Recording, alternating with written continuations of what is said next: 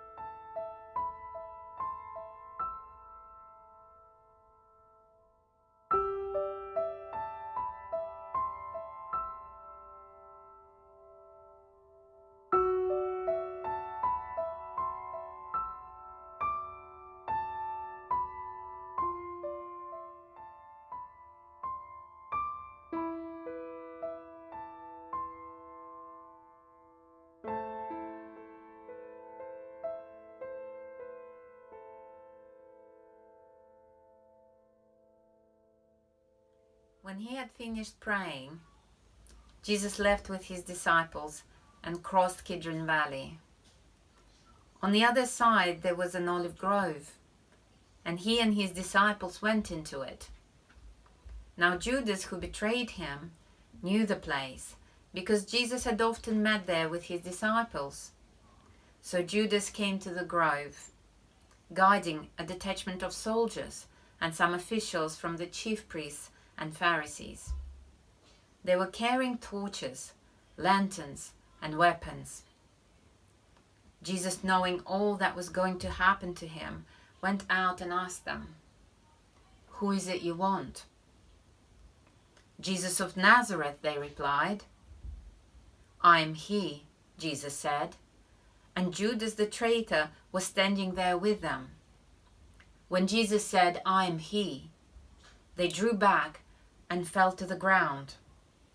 Again he asked them, "Who is it you want?" And they said, "Jesus of Nazareth." "I told you that I am he," Jesus answered. "If you're looking for me, then let this man go."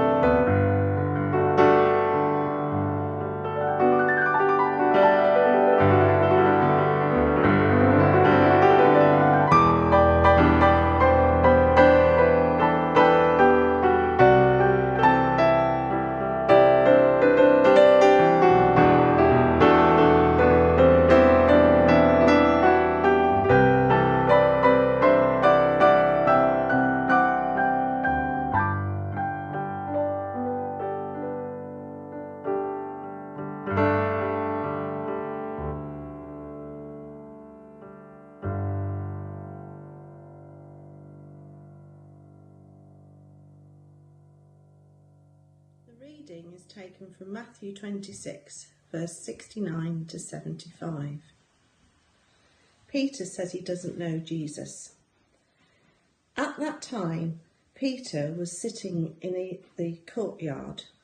A servant girl came to him and said, "You are also with Jesus of Galilee."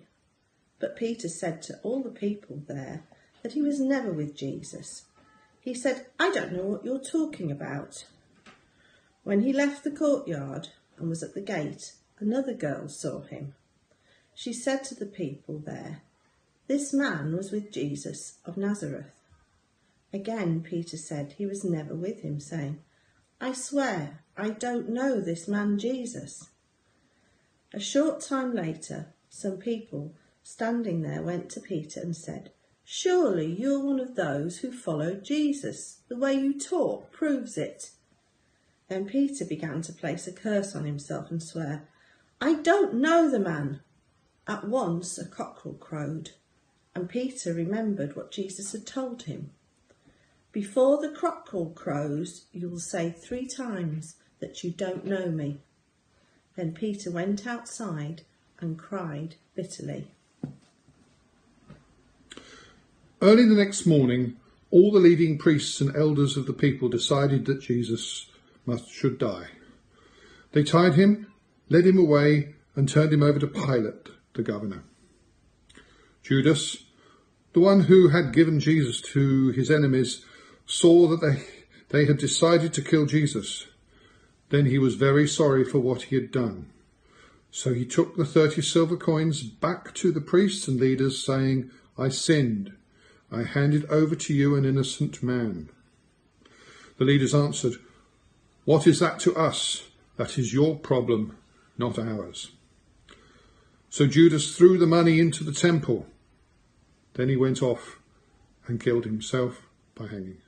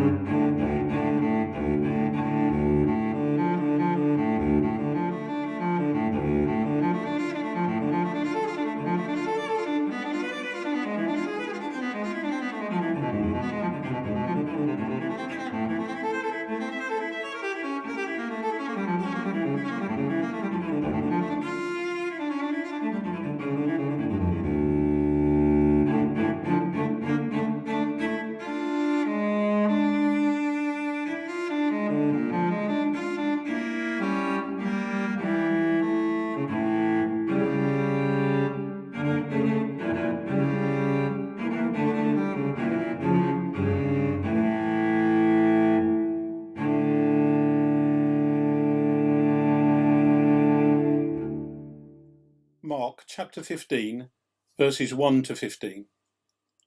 Jesus' trial before Pilate. Very early in the morning, the leading priests, the elders, and the teachers of religious law, the entire high council, met to discuss their next step. They bound Jesus, led him away, and took him to Pilate, the Roman governor. Pilate asked Jesus, "Are you the king of the Jews?" Jesus replied, "You have said it." Then the leading priests kept accusing him of many crimes, and Pilate asked him, "Aren't you going to answer them? What about all these charges they are bringing against you?" But Jesus said nothing, much to Pilate's surprise. Now it was the governor's custom each year during the Passover celebration to release one prisoner. anyone the people requested. One of the prisoners at that time was Barabbas, a revolutionary who had committed murder in an uprising. The crowd went to Pilate and asked him to release a prisoner as usual. "Would you like me to release to you this King of the Jews?" Pilate asked, for he realised by now that the leading priests had arrested Jesus out of envy. But at this point, the leading priests stirred up the crowd to demand the release of Barabbas instead of Jesus. Pilate asked them, "Then what should I do with this man you call King of the Jews?" They shouted back, "Crucify him!" "Why?" Pilate demanded. "What crime has he committed?" But the mob roared even louder, "Crucify him!" So, to pacify the crowd, Pilate released Barabbas to them. He ordered Jesus flogged with a lead-tipped whip, and then turned him over to the Roman soldiers to be crucified.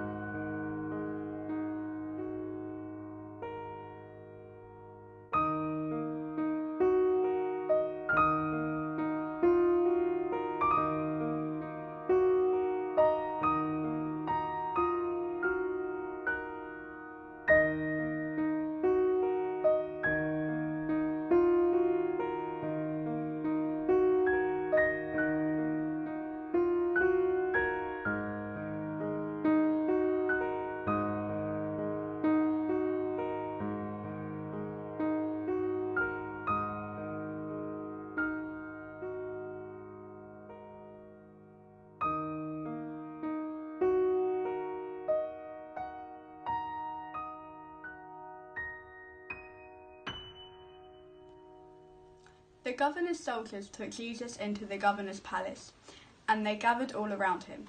They took off his clothes and put a red robe on him. Using thorny branches they made a crown, put it on his head, and put a stick in his right hand. Then the soldiers bowed before Jesus and made fun of him, saying, "Hail, King of Jews." They spat on Jesus. Then they took his stick and began to beat him on the head. After they finished, the soldiers took off the robe and put his own clothes on him again. Then they led him away to be crucified.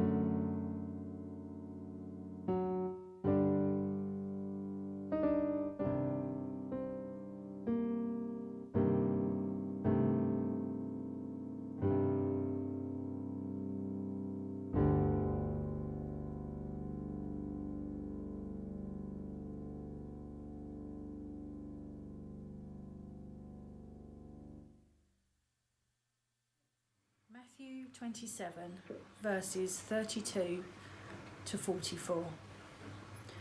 As they were on the way, they came across a man called Simon, who was from Cyrene, and they forced him to carry Jesus' cross.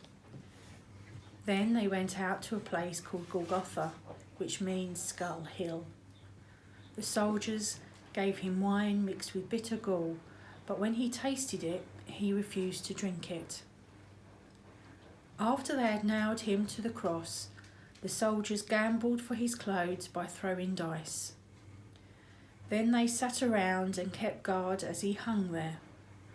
A signboard was fastened to the cross above Jesus' head, announcing the charge against him. It read, "This is Jesus, the King of the Jews." 2 criminals were crucified with him, their crosses on either side of his, and the people passing by shouted abuse, shaking their heads in mockery. "So, you can destroy the temple and build it again in 3 days, can you? Well then, if you are the Son of God, save yourself and come down from the cross." The leading priests and teachers of religious law and the other leaders also mocked Jesus. "He saved others," they scoffed, "but he can't save himself. So he is the King of Israel, is he? Let he come down from the cross and we will believe in him." He trusted God. Let God show his approval by delivering him. For he said, "I am the Son of God." And the criminals who were crucified with him also shouted the same insults at him.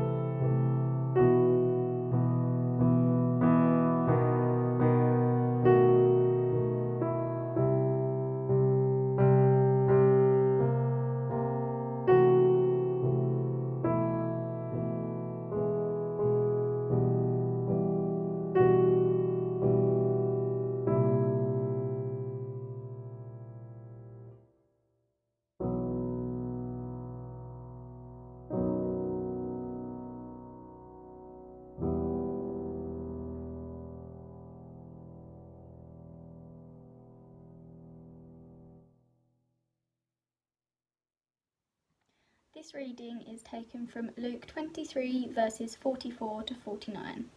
Jesus dies on the cross. Now it was about the 6th hour, and there was darkness over all the earth until the 9th hour.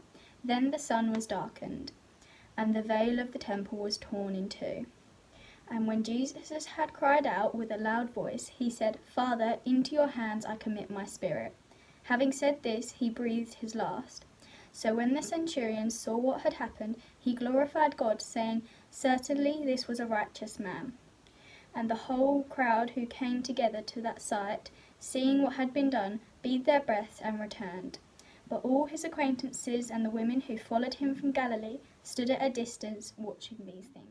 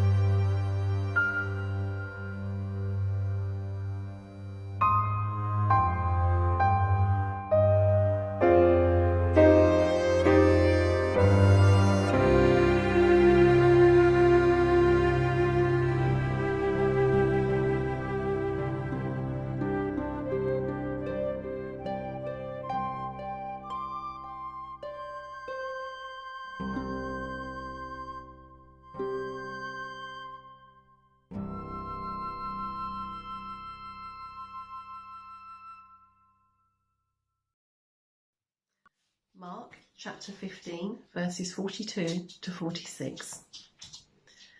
It was preparation day, that is, the day before the Sabbath. So, as evening approached, Joseph of Arimathea, a prominent member of the council, who was himself waiting for the kingdom of God, went boldly to Pilate and asked for Jesus' body. Pilate was surprised to hear that he was already dead. Summoning the centurion, he asked him if Jesus had already died. When he learnt from the centurion that it was so, he gave the body to Joseph. So Joseph bought some linen cloth, took down the body, wrapped it in the linen, and placed it in a tomb cut out of rock. He then rolled a stone against the entrance of the tomb.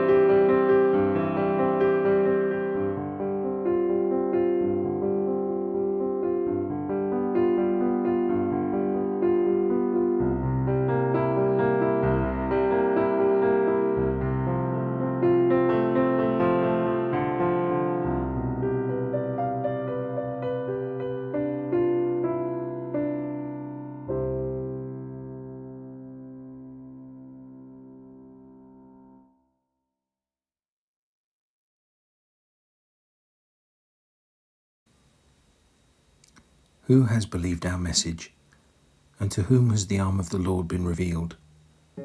He grew up before him like a tender shoot, and like a root out of dry ground.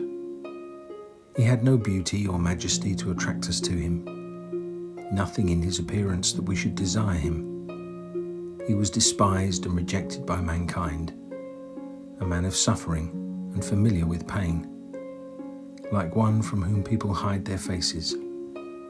He was despised, and we held him in low esteem. Surely he took up our pain and bore our suffering. Yet we considered him punished by God, stricken by him and afflicted. But he was pierced for our transgressions. He was crushed for our iniquities. The punishment that brought us peace was on him, and by his wounds we are healed. We all, like sheep, have gone astray. Each of us has turned to our own way, and the Lord has laid on him the iniquity of us all. He was oppressed and afflicted, yet he did not open his mouth. He was led like a lamb to the slaughter, and as a sheep before its shearers is silent, so he did not open his mouth. By oppression and judgment he was taken away. Yet who of his generation protested? For he was cut off from the land of the living. For the transgression of my people he was punished. He was assigned a grave with the wicked, and with the rich in his death, though he had done no violence, nor was any deceit in his mouth. Yet it was the Lord's will to crush him and cause him to suffer. And though the Lord makes his life an offering for sin, he will see his offspring and prolong his days. And the will of the Lord will prosper in his hand. After he has suffered, he will see the light of life and be satisfied. By his knowledge, my righteous servant will justify many, and he will bear their iniquities. Therefore I will give him a portion among the great, and he will divide the spoils with the strong, because he poured out his life unto death, and was numbered with the transgressors. For he bore the sin of many, and made intercession for the transgressors.